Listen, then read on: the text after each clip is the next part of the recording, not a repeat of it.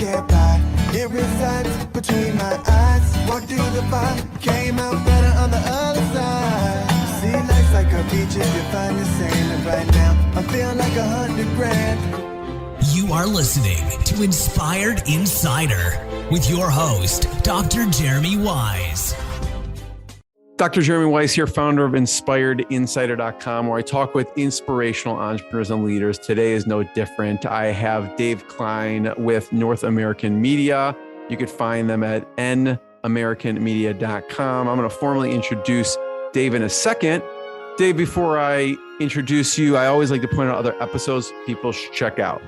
You know, I always say the fundamentals of marketing and business all come back to me to relationships and direct response. Okay. Whether you're talking to someone, whether you're writing an email, whether it's on a web page, it's moving someone into an action of some sort or asking them something. And so Dave is one of those people has been in the trenches for decades in direct response, has worked with some of the top people in direct response over the years. And so some of the past episodes you could check out are Brian Kurtz. I had a couple episodes with him. I had Perry Marshall. I had Caleb O'Dowd, who Dave knows well, and Sam Markowitz. And there's many, many more. You can check them out on InspiredInsider.com. And this episode is brought to you by Rise 25. At Rise 25, we help businesses give to and connect to their Dream 100 relationships. And how do we do that? We help you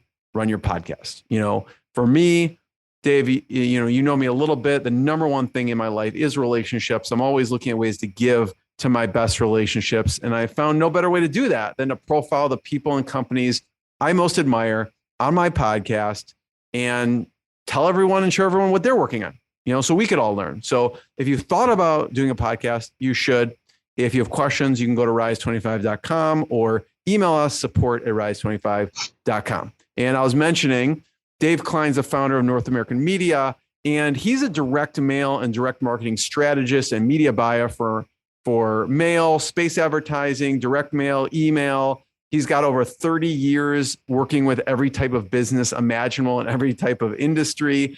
And he really has a passion for helping people accomplish their customer acquisition goals, right? Which is the bottom line. So Dave, thanks for joining me. Thank you, Jeremy, for having me. Appreciate it. Dave spoke at, Brian Kurtz's mastermind, which I was at a couple weeks ago. And I'd love to hear, Dave, and we'll talk about your business and what you do, but who are some of your favorite direct response marketers of all time? So I've worked with obviously quite a few. Brian Kurtz, for sure, has been a great mentor. Craig Simpson has been a buddy of mine and a consultant and a strategist that I've worked with for probably the better part of 20 plus years. I love copywriters. I mean, copywriters, because if I'm media, the other component of media, the other component of direct response success is copy. So a lot of the people that I've always kind of like have circled myself around or wanted to be a part of is just understanding copywriters and how they approach projects.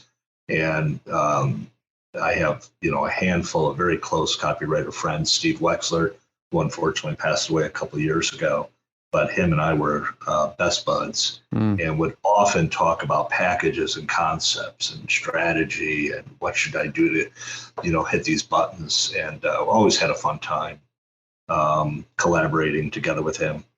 I have a good friend of mine, another good friend of mine, Christopher Stella, who's an outstanding copywriter. And so I still have, like these kind of relationships and contacts with copy.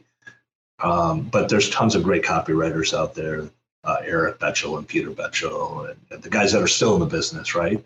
Because a lot of the senior, amazing people in copy have, I think a lot of them have kind of hung it up, and they're leaving it to the new guys to really figure it out. But plenty of good examples out there of what copy works and what doesn't. Do you get questions about that? Like a company saying, listen, like let's say it's a nutritional supplement company or another company say, hey, we want to run this campaign. Do you have a recommendation for a copywriter, or do they usually have someone in-house or someone they work with? Yeah, I think we come up against both. It's kind of interesting. I had a recent conversation with a nutritional supplement company that was looking to try direct mails and media, because right now they're 100% online. A lot of it's Facebook, Instagram, Google, and of course, Amazon. And we were talking about the importance of, the mail piece in terms of driving individuals and being benefit specific. And, but the cost to actually produce a mail piece is fairly expensive. And I think people they get sticker shock when they hear that they could be spending upwards of $20,000 for a full-blown 28-page, let's say, booklet, which is very common in the nutritional supplement category in terms of prospecting pieces. So I held it up, and I kind of showed them on the screen. I flipped through it and not page by page, but kind of page by page. And they're like, well, we have great copywriters. They're really good at copy, and I think we could design pieces like that. So can't we just do it ourselves? I'm like, of course you could do it yourselves. The problem with taking on something like that is, unless you really know what you're doing, mistakes are very expensive, because essentially you just threw all that money into postage and all that money into printing and all that money into list costs. And if you don't get a good return on it, then, it doesn't really matter whether I wrote it, you wrote it, or, you want to remove the variables that can affect the mailing the most in the worst way.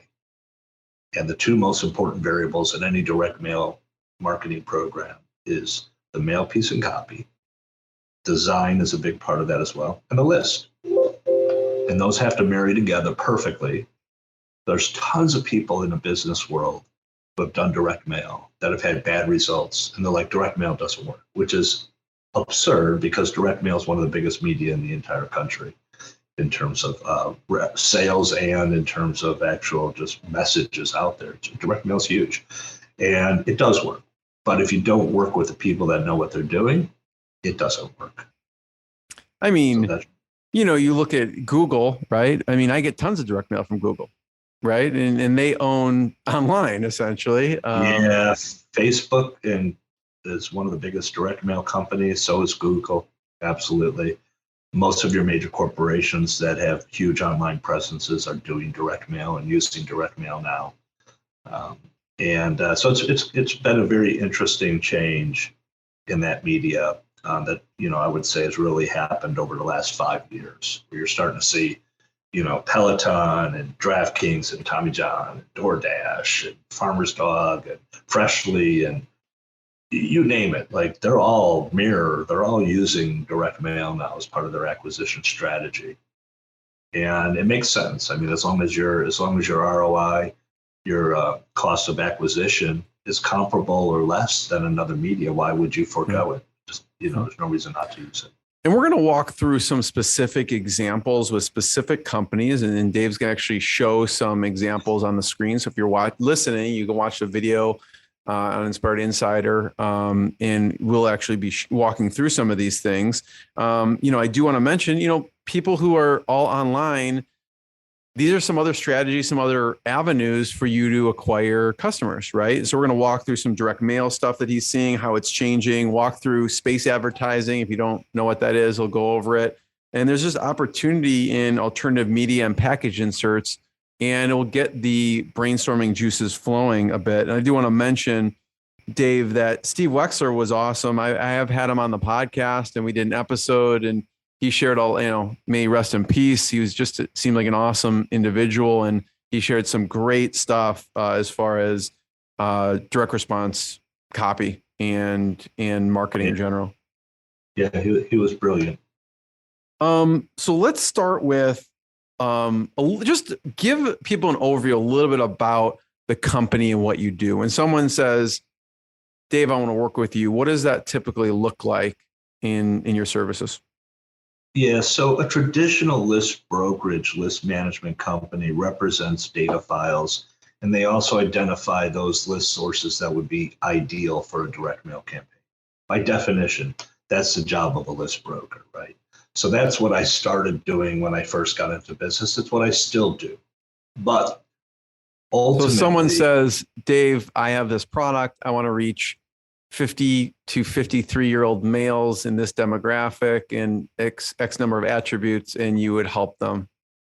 Yeah, I try to find the perfect list or the perfect set of lists for them. Usually that you could tell by just looking at the mail piece who their demographic is, right? So if you've got a lot of experience with these types of things, I remember back in my early days, this probably goes back into the late 90s, maybe early 2000s. I was working with Capital One credit card, and we weren't working with their normal, pre-approved credit card. It was very cool. They were doing very much at that time specific cards that would appeal to the category that we were mailing into. So they had like science fiction, where the cards were all pictures of UFOs and aliens and, different celestial type images. Then they would have a credit card series where they did it for dogs. So, it's pretty obvious, like if you're mailing a credit card with a dog theme to it, that you need lists of individuals that own dogs. So my job is to go take that 80,000 different list universe and give me those 25 to 50, hard-hitting, mail order buying dog lists and curate that together. And there you go. There's your universe. And so we would do that. And it was probably about 15, 20 different categories that we worked in. It was fun. They would do all kinds of great different types of cards. They did birds and cats and cars, like vintage automobiles. So it was a lot of fun. We went out there and visited with them, and we did a little brainstorming on what markets would potentially be good for them, right? Like, you don't want to pick something where you may not have the ability to really find individuals that would, that card would appeal to. So there's a lot to it. So you needed both, right? You need the marketing strategy. In this particular case, it was like looking for a very specific set of psychographics where their personal interests lie versus what's really available. Because if you can't get it, you don't want to mail it. So that's part of it. But just having a lot of experience and working with different mailers, I've been able to kind of raise the definition of responsibility of what I do from just recommending a list to, hey, let's take a look at what you're doing. Let's see if we can improve on it. Like, why don't you have a website on your mail piece? Why don't you have an 800 number? Why don't you have any responsibility? Like right now, you're just branding. That makes no sense. Like, if you're going to spend the money to reach someone, give them a means to respond. So, and there's a lot of testing that's going on with, which one's optimized over another. And a lot of times that depends on what it is, because if you've got the type of offer that, let's just call it a good, better, best offer, you may do better by putting it into a call center because those agents are versed in the upsell, the cross sell, and trying to drive somebody into a website with a good, better, best. Often they go for the lowest cost, which may not give them the most benefit in terms of value. But just they get that kind of, well, I'll try and see how this goes mentality, as opposed to really hearing the benefit of using the product and staying with it for a while, regardless of what the product is. And subscription services are huge now in all direct response marketing, from food companies to nutritional supplements to dog food companies to home repair. It's really kind of an exploding, I wouldn't call it a category, but it's a means for monetizing the relationship with any customer. Build in as part of your model a subscription service so that you stay with you and develop more rapport, and you really kind of have an opportunity to get greater lifetime value, which gives you an opportunity to spend a little more money to acquire the customer because of that back end lifetime value. So the first thing, Dave, really is, you kind of analyze what they're doing and, look at the different demographic psychographics to pair them with the appropriate audience and list. And then right. I'm sure there's variable things you do after that. Or sometimes do they come with the creative, or do you help with the creative? And then what happens after that? Yeah. So it's both, to be honest. Sometimes we don't do creative really in-house. We recommend copywriters, designers, if need be as well. Usually one goes with the other, but sometimes the copywriters like specific designers working on their stuff, so they'll recommend a designer. But we work with printers and call centers. It's the whole chain. We kind of need to know everybody, and because we always get asked, who should we use for legal? Who should we use for merchant processor? Which CRM system should we use? Who's a good printer with a good price that I could trust? So we get asked that pretty much for every project that we get involved in. So we kind of know the landscape too of who's out there and what they do. Yeah. And so after that, what happens next? So then they're ready to mail. So we get a mail piece from our client, whether they produced it or a copywriter produced it. At that point, we already know enough about it so we can put together a mail plan based on the budget. So if you're mailing one list of 5,000 names, I'm looking for that one gem.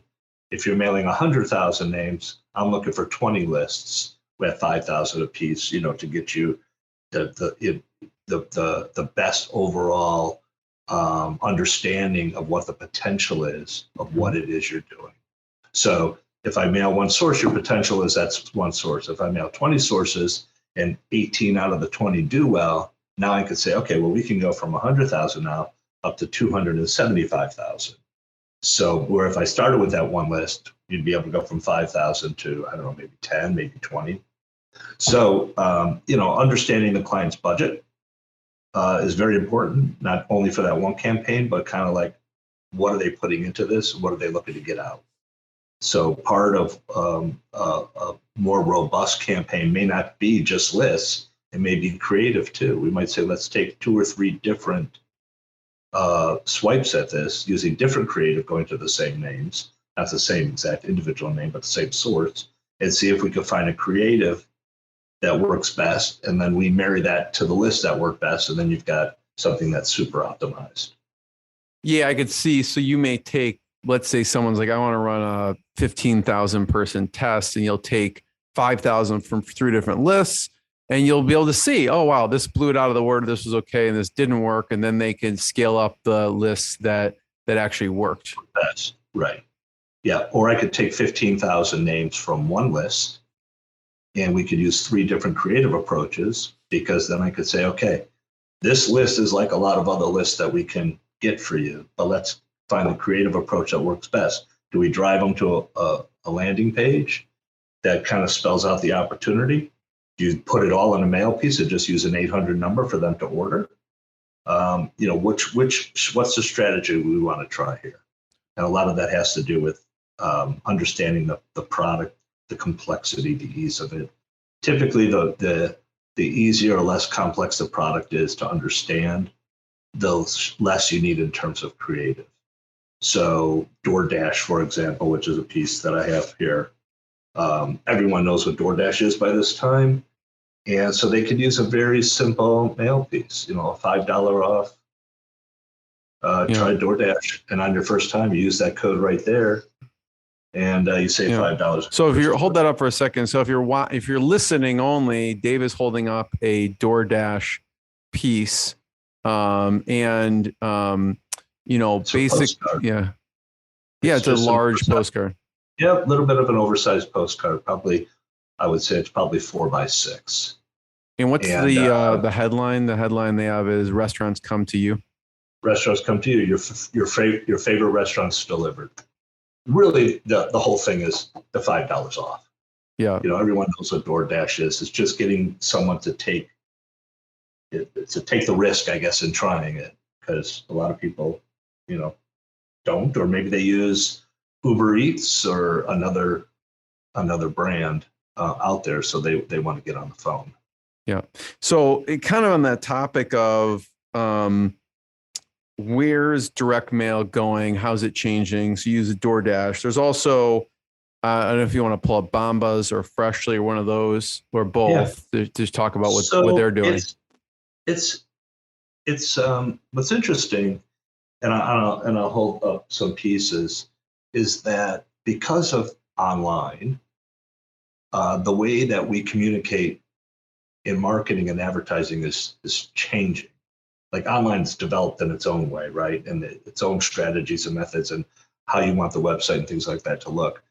And it was always competing with direct mail for advertising dollars. So money was moving away from direct mail, going into online, because online was like the wild frontier, and you could get a new customer for 3 cents, where a direct mail would cost you, $1.80 or $2, whatever the case may be. So there was definitely revenue moving, and I, got to experience all that and live through the whole thing, and seeing, budgets move. Oh, we're going to put more money into online, and let's try some other things. But what we're finding now is that because of the way online's developed and our overall familiarity with it, especially with Gen X's, millennials, that they really can get very basic in terms of their direct mail strategy. And you get it. Like, they just want to put something cool in front of you. So like, I just got this last week, which is kind of cool, Yeti, which is kind of a cutting edge, company selling all kinds of, sorry, trying to work the coolers, and these are all like, mugs and stuff, but it's just limited edition, designs for dad at yeti.com. And driving obviously for Father's Day, I suppose, right? Because I just got this.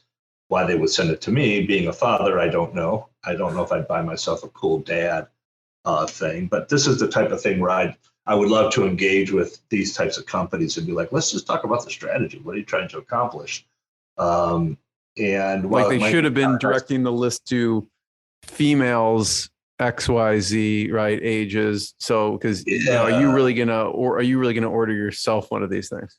Yeah, it could be that, or it could be just going to it could be going to Cosmopolitan, or Vogue or Glamour, where we know their dads are probably still with them and big part of their life. There's lots of different strategies you could take, but also, this is made for dad with just dad things on it, where for me, I would have preferred to get a little bit more of a substantive mail piece so I could see all the cool stuff that Yeti does, because I know Yeti's got some fantastic products.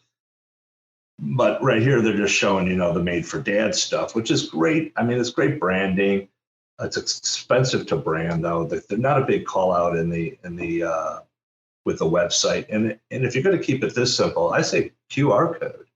Just give me a QR code I can point my phone at, because with only this information for me, I didn't make the effort to go to yeti.com and see what they have, but I know this wasn't the setup. It wasn't about these. It was about just getting me to the site. And I think there's easier ways to get it done. And I think they could put a better foot forward, but whatever. It is what it is. I got that probably 4 or 5 days before Father's Day. Timing was off too. Like, nobody could have ordered anything that actually would have shipped in time. I don't believe so. But other things that I'm seeing. So this is Tommy John, also postcard, big mail now. They're big online. They're big in TV. And it's one of those names that's kind of a becoming a household name with men. And it's just 20% off. Great call to action with the code. They put it on again in the back. Again, here, no QR code. But they just expect you to go to the website. And oddly enough,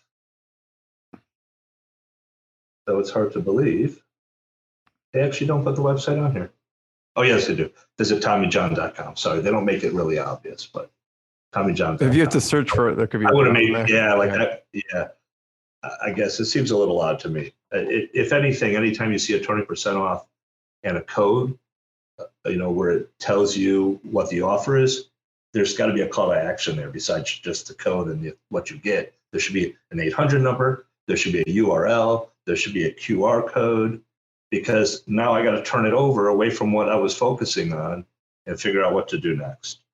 DraftKings, very cool mail piece that I got. They're, this online gaming is like just insane. Start earning VIP status at DraftKings.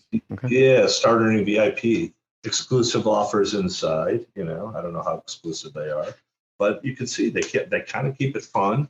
They keep it. I don't say it's light, but I think it kind of is. They give you a few reasons why you should use DraftKings and what you can expect to get. 100% deposit bonus up to $10,000. That's great. And they give you a promo code, DICE. They don't make a big display of it, but promo code is DICE. Again, these things, they're great, but they could, What does that mean? Maybe I'm slow, but when they say 100% deposit, are they matching your $10,000? What does that mean? It does sound like it, right? Yeah. Yeah.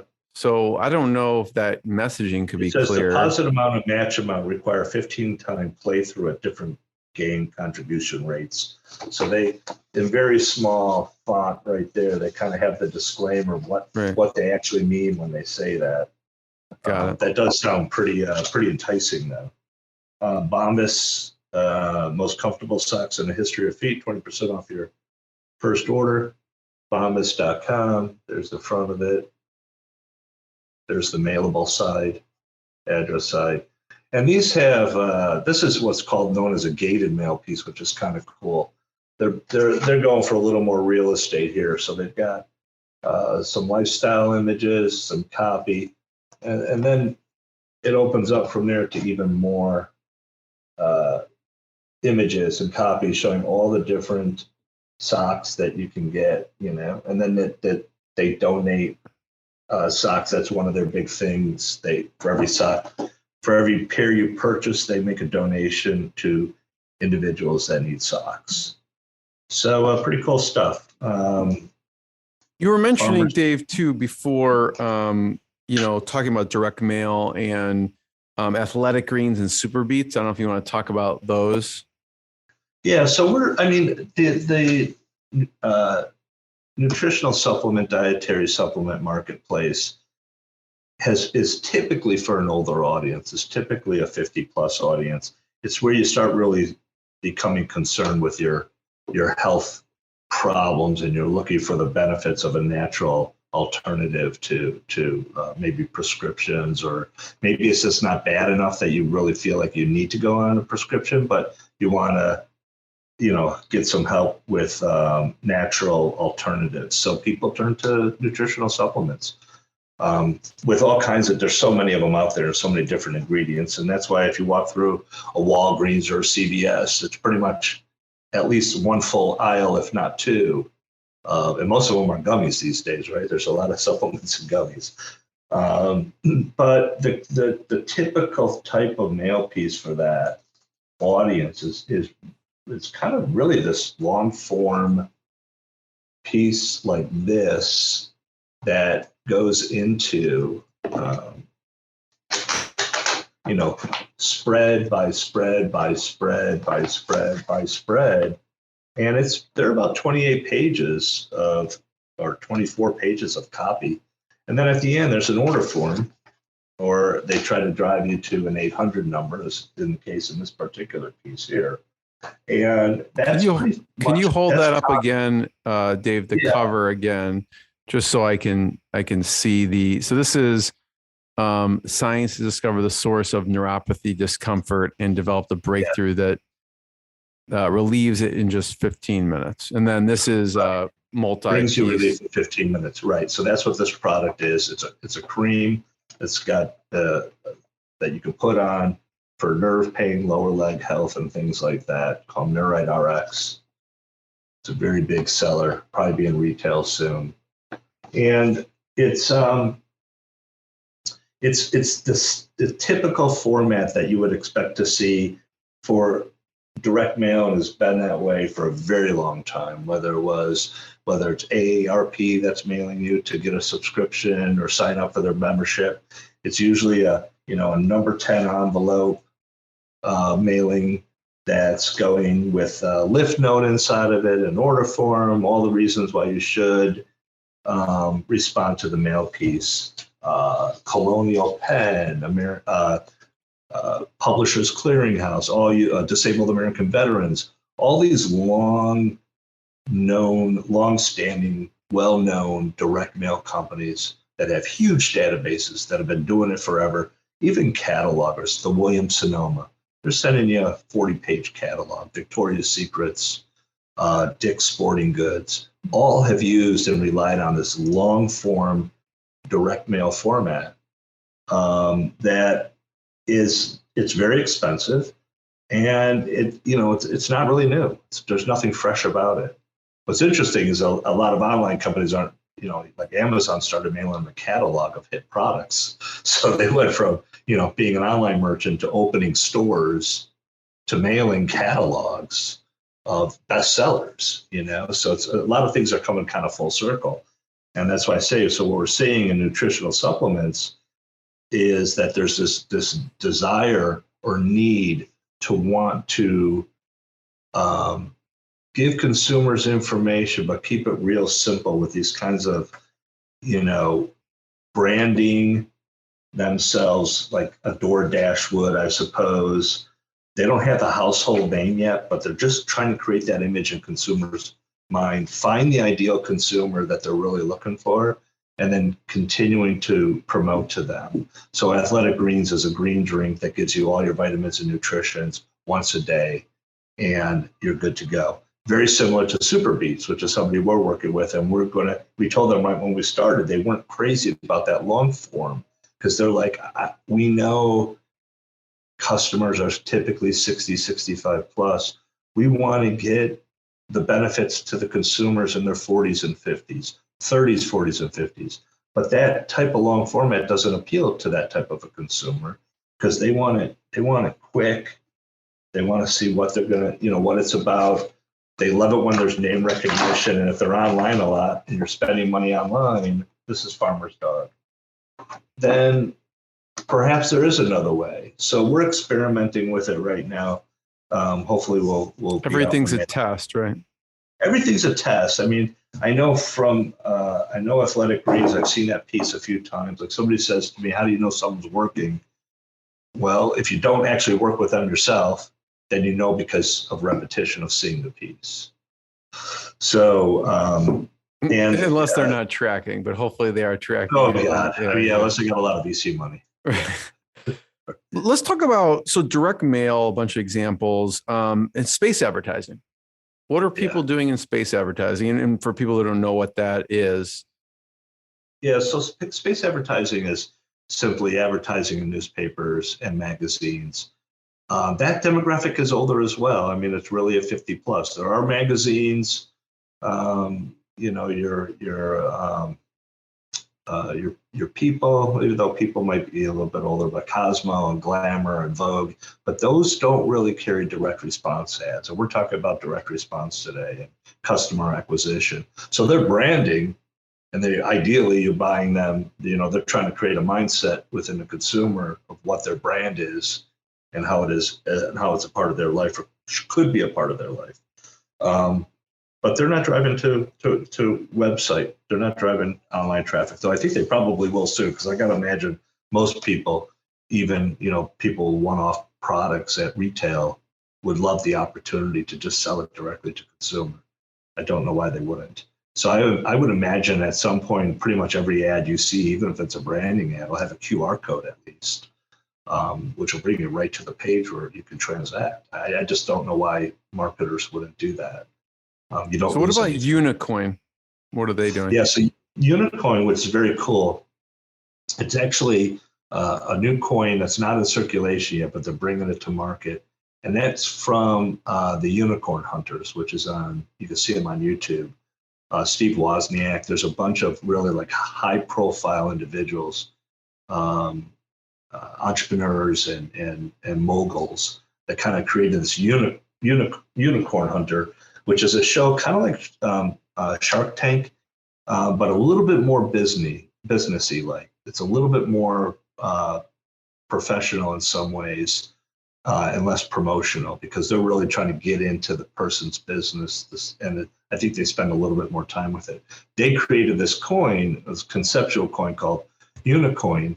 And the idea behind Unicoin is to have it back an asset-backed coin. So it's a coin that pays dividends. It's a coin that's invested in companies, real companies, so that as those companies grow, the value of the coin appreciates. Very cool concept. So we did some space advertising for them. Major newspapers, that's where you might get into a younger demographic and more of that mindset. Publications like Business Week. We ran it a bunch of times. So typically we were running in newspapers probably 3 times a week. Washington Post, New York Post, San Francisco Chronicles, all kinds of different papers, Miami Herald, all different kinds of papers from around the country. And we were running like quarter-page ads, very cool, and just really showed the coin and website. They weren't offering an opportunity to buy the coin. It was just getting prospectus in your hand, making sure you were an accredited investor. And we were running quite a bit of media for them until the cataclysmic fall off in Bitcoin prices. But hopefully that comes back around. What were they hoping to accomplish with that? Just getting people aware to invest in the coin? Yeah. And I'm sure they took investments in it as well. But they've got to get the overall investment in it to, I think, actually launch it. So I don't have the details on the prospectus and how it all works. But yeah, it was basically to generate interest, get a viable audience of people that were interested in making the investment, and then get themselves to a point to actually go to launch of the coin. I'll have to check out that show, Dave. Yeah. I'm looking it up, unicornhunters.com, and they have all the information there. Yeah, they got a lot of YouTube. Interesting. So I think that's where they feature all their shows. So there's opportunities in newspapers and magazines, and all kinds of products. Yeah, we work with AAG in newspapers and magazines, which is a reverse mortgage company, and they've done quite well. But I've seen, there's people like Fisher Investments, which is a big money manager, takes $500,000. They run all the time in newspapers. Lots of the walk-in tubs. It's an older audience. You're not going to 40 to 50, you're going to 50 plus. And then there's alternative media package inserts, Uriva RX.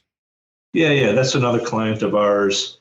Package inserts gives you an opportunity. They've been around forever to go into the outgoing packages of companies as a third-party advertiser to get your marketing materials delivered. And I think that the concept is really, I'm going to go to a consumer and send them this box, and this box is going to cost me $20. If I could take $2 off the cost of the box by throwing in other advertisers, why not? I mean, it just makes it a much more profitable business to be in. So package inserts really are you taking your marketing message and sending it out in other people's boxes, and you get to choose which companies, like a mailing list. I get to choose which company's boxes I want to go in. And so what's cool about that, Dave, is like, that's a buyer, right? So they're getting in front of a buyer who's already purchased something. It's not someone who's, kind of kicking a tire. They've already purchased something. Yeah, that's exactly what it is. But you're also not just getting a buyer from someone that's purchased something. You're getting to reach them when they have the best mindset possible, which is cool. My stuff finally came, and they open it up, and they're going to look at everything in the box. It's just, natural. It's just nature to that. So this is like what a package insert. Again, very simple. It's one sheet folded down, and if needed, could be folded again to go inside whatever envelope it is. Yeah. You'll see a strong offer. Have up to 2 free bottles. Call this 800 number. It's all over the piece, so you can't miss it. I mean, that's the way to do it. Testimonials on the back. Guaranteed to work, or it's free. So you got a strong guarantee on it. Backed by clinical studies, clinical testing, research, yada yada. So, and this is for that was for a bladder type of supplement. It's for bladder control, right? Absolutely. So it's a nutritional supplement for bladder control. Yeah. So what would they insert it with? Like a box of Depends? I mean, that would probably be competitive, and I mean, it would do phenomenally well, right? If I could get Depends to take those inside their, if not a box, their actual wrapping. It may ruin the rebuys if people buy that and it works. Yeah, so there we were going into things like Dr. Leonard's and Carol Wright, kind of like a Miramark. Catalogers with an older demographic for sure, 40 plus. We tried a bunch of different things. Almost everything we did worked, which is great.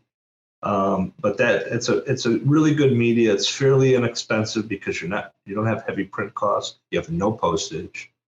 You just have a small insert fee and the printing of those. But we've actually gone and reached out to the market where we have an advertiser that's very unique and they want to go into boxes that are unique. And we approach them on a one-off basis where they may not take any inserts at all. So we think of it in a different way. It's more of a partnership where we're like, hey, we really want to be in your box. You're going to 10,000 people. Like we just structured one of these for a client that it hasn't happened yet, so I don't want to name what they are. But we're like, we'll pay $1,500 to go to those 10,000 people, which is a lot. But for them, for the client that wanted to go into that box, for the branding opportunity to reach that audience, it's worth it to them. So it doesn't have to always monetize at first. It can be just, you got a core group of individuals, you know who you want to reach. Package inserts gives you a means to do that. And unlike the email box, like I said, and like you said, you got a consumer who's opening that box, they're digging in with both hands, and they're going to see that package, they're going to open it up. And hopefully it's of like-minded, non-competitive, but like-minded opportunities to try something new. Dave, I have a question. So like there's a lot of B2C. From a B2B standpoint, let's say someone wanted to target, a 40 to 50-year-old person that is, I don't know if you can target a position at a company like C-suite or CEO over a certain salary range or revenue. How would you think about that? Yeah, so the B2B market's entirely different than the consumer, but in many ways it's the same. So B2B is primarily composed of, there's a lot of government records on companies, the size of the company, employee size, sales volume, Dun & Bradstreet's out there with credit information and also all that good information on the company size and sales. Every company has a designated SIC code. It tells you what industry they work in. So the list business is very good at identifying companies. It's also good at identifying individuals where those individuals do something like the consumer side, but in the B2B world, they're joining associations. They have a membership to a particular group of professionals. They read paid and they read controlled circulation magazines that are industry or trade publications. And usually with those controlled circulation or paid publications, they know a lot about that individual because usually that individual has to qualify. So they got to write they got to check the box of their title, the size company, the industry, the employee size. So those are still out there in abundance. But a lot of that kind of marketing too has moved online, but with a much better quality of media than what we see in the consumer side, which is email. So in a B2B environment, email is very good, especially if you know the source that you're working with, because typically individuals, when they get an email from their membership company or association that they belong to, they're going to look at it because it's coming from somebody that they trust. It's a group that they're part of. And those emails typically carry third-party advertisements, either as banners or embedded URLs, or even just a third-party straight email, and they just endorse the company that's sending it out. So can you generate lists for then people to email, or will you partner with those companies and go, hey, give the email copy and they'll have to send it out on their behalf? Yeah, that's typically the way it's done for it to be kind of CAN-SPAN compliant. The email needs to originate from the owner of the data. So what typically happens, which is the way you want it anyway, like for you to take an email list and send it coming from the server that nobody's email recognizes, it's just going to go into spam folders. So you really do want to send your advertisement to the company to have them deploy it through their servers your message with their banner at the top for recognition. And again, it's an implied endorsement. So that's the way that is done. Dave, first of all, I have one last question, but before I ask it, I want to point people to check out NAmericanMedia.com to learn more about what you do and to check it out.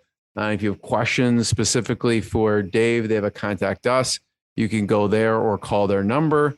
And so, Dave, thanks for sharing the stories and walking us through some real specific examples. I wanted to just end with you had a health scare and what happened, because I think it's pretty inspirational. And we were talking before we hit record is if someone didn't have the right mindset, this would be severely debilitating for someone.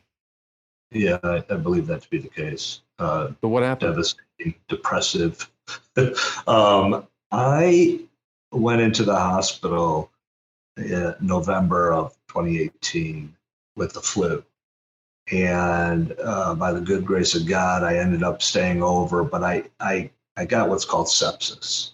And I got a very bad form of sepsis while I was in the hospital called DIC. And DIC's got a very low success rate or survival rate. It's only about 8%. And those people that do survive typically have very bad health problems afterwards. It could be kidney, bladder, it could be all kinds of different organ failures, which I actually was going through. But luckily, I came through without any issues as it pertains to my organs. But I did go through and receive amputations. So I had fingers amputated. I think my ring finger and my thumbs I kind of have, but the other ones were all, I lost the first part of them. And then I'm a double amputee. I mean, I had to learn to walk again. I won't put them both up there, but it's the real deal there. Below knee, luckily, there's a lucky thing to have with an amputation on your leg. Below knee, because above knee is, from what I hear, that much more difficult. But with anything for me, I'm a silver lining kind of guy. It's one day at a time. You get up and you just fight the day and try to improve with whatever it is you're doing. So it's it's really a strive and thrive mindset. And I try to do everything that I used to do. I haven't challenged myself with skiing yet. I honestly am kind of glad that I never have to do that again. Wasn't one of my favorite activities. I enjoyed it for many different reasons, but I could let that one go. Mentally, Dave, what were you thinking that helped you get, like you said, like it's an 8% survival, and then even after there's long-term repercussions. How did you process that? I think you start with, I'm happy I'm alive. I have daughters. I love life. I love their lives, and I love being in their lives. And I think that's, it's just a starting point for getting yourself in the right mindset to tackle this kind of obstacle or hurdle in life. And it just never, it was pretty much for me, what do I need to do next? What do I need to do next? And I was in the hospital for 60 days before I moved to rehab. But I went to rehab without prosthetics. They were being made for me at the time. I spent 90 days in total between the hospital and rehab, 30 days in rehab before I left. But I remember on February 11th of 2019, my prosthetics were coming. And now I'm probably at this point 75 days without standing, 75 days in bed, either no legs or knowing that I wouldn't be able to stand again because my appendages, my feet had deteriorated so badly that I wasn't going to walk again. And I was like a kid getting a bicycle at Christmas. I did not feel like a kid getting a bicycle at Christmas when I tried to stand in them. But the excitement of knowing they were coming that day was pretty cool. I was actually really jazzed up about it because I was like, it may suck, but at least I'm going to get to stand and walk and I'll figure it out. And it did. It's very painful. I mean, to this day, it's not, I can't, it's like if I had to describe it, the first time standing with something like this would be like being, what I would envision would be what I am, a 55, 53-year-old male standing up in high-heeled shoes with a shoe size that's 2 times too small. Like, it's just like walking, standing, no part of it, didn't want anything to do with it. I'm like, this is horrible. And then you just go from there. And the next thing you know, now for me, other than bad days here and there, if I hurt myself a little bit or I overdo it, it's kind of like walking around in ski boots that go up to your knees. I don't know how else, that's probably the best, easiest. They're there, you feel it all the time. It's a lot of pressure, but it's a pressure you're used to. So I try not to let it bother me. And I just, in terms of my psyche, I just do the right next best thing for myself. Yeah. Dave, thank God you survived. And thank you for sharing your journey and your expertise. Everyone should go to anamericanmedia.com, learn more, check out more episodes, Inspired Insider and rise25.com. And Dave, thanks so much. My pleasure, Jeremy. Good being with you. What I got, you can't buy. It resides between my eyes. Walked through the fire, came out better on the other side. See, life's like a beach if you find the sand. And right now, I'm feeling like $100 grand.